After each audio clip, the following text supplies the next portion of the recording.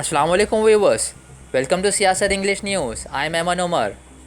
Telangana on Wednesday reported 772 new COVID-19 cases, taking the tally to over 6.29 lakh, while the toll stood at 3,710 with 7 casualties. The Greater Hyderabad Municipal Corporation accounted for the highest number of cases with 88, followed by Khammam with 86 cases and Nalgonda with 57 cases in the districts. The number of active cases stood at 11,472. The recovery rate in Telangana was 97.58% compared to 97.15% for the rest of the country. A separate release said over 1 crore people in the state have received their first dose of the COVID-19 vaccine, while nearly 18 lakh people have got their second jab too. Telangana State Council of Higher Education has made it clear that the degree and engineering exams will be conducted in offline mode. This clarification came a day after hundreds of students of Osmania University and Jawaharlal Nehru Technology University held protests demanding the cancellation of exams. According to a report published in the New Indian Express, the chairperson of the Telangana State Council of Higher Education, T. Papi Reddy, announced that there will be no change in the schedule of examinations. Speaking to media persons, he said, when students can gather for protest, why can't they appear for the examinations? Earlier, hundreds of students have protested against in-person examinations due to the threat of the COVID-19 pandemic. They have also staged a protest in front of the residence of Telangana Education Minister Sabita Indra Reddy. Congress leader and Member of Parliament from Malkajgiri, A. Revanth Reddy, on Wednesday took charge as the chief of Telangana Pradesh Congress Committee.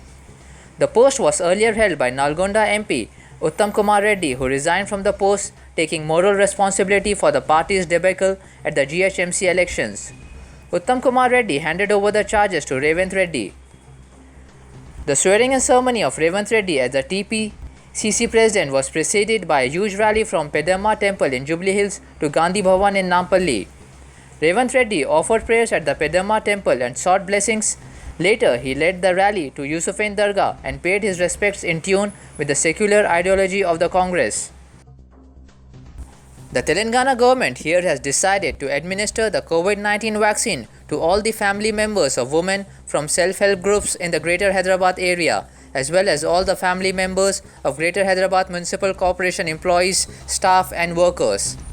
The GHMC, in a bid to ensure that everyone gets vaccinated, asked self-help women's group in all circles go to the nearest vaccination center and get all their family members inoculated.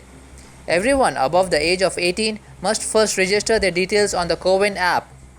Arrangements have been made to vaccinate at least 1,000 people a day at each center, said the GHMC in a press note on Wednesday. Legendary actor Dilip Kumar, popularly known as Tragedy King, was laid to rest with state honors on Wednesday evening.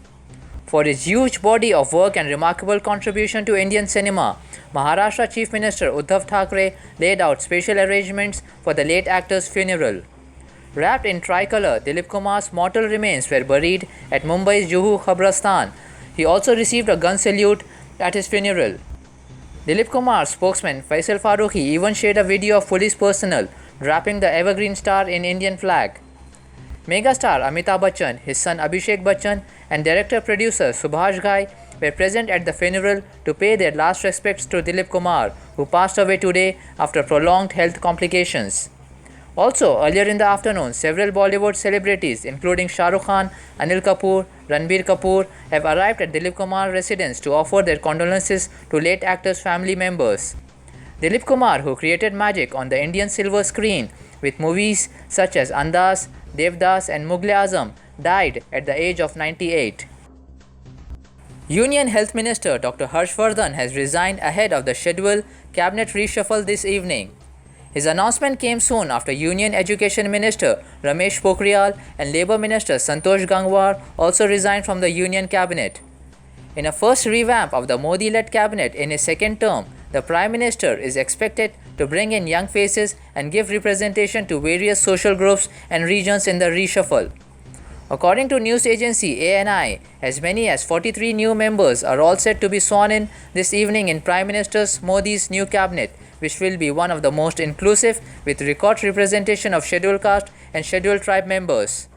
Earlier today, over 10 ministerial probables met Prime Minister Narendra Modi at his residence. Iran on Wednesday hosted the first significant talks in months between Taliban and the Afghanistan government representatives, a surprise meeting that comes as the United States completes its withdrawal from Afghanistan and districts fall to the Taliban across the country. The high-level peace talks between the warring sides follow months-old discussions in Qatar that have been stalled by a diplomatic stalemate and escalating violence. Even as officials faced each other across vast tables in Tehran and Iran's top diplomat pledged to end the crisis, fighting surged in Afghanistan's western Baghdad province. The Taliban Political Committee, led by Chief Negotiator Sher Mohammad Abbas Tanikzai, flew from Doha to Iran's capital to meet Afghan government officials, including former Vice President Yunus Khanoni and others from the High Council for National Reconciliation. Thank you, viewers. That's it for today.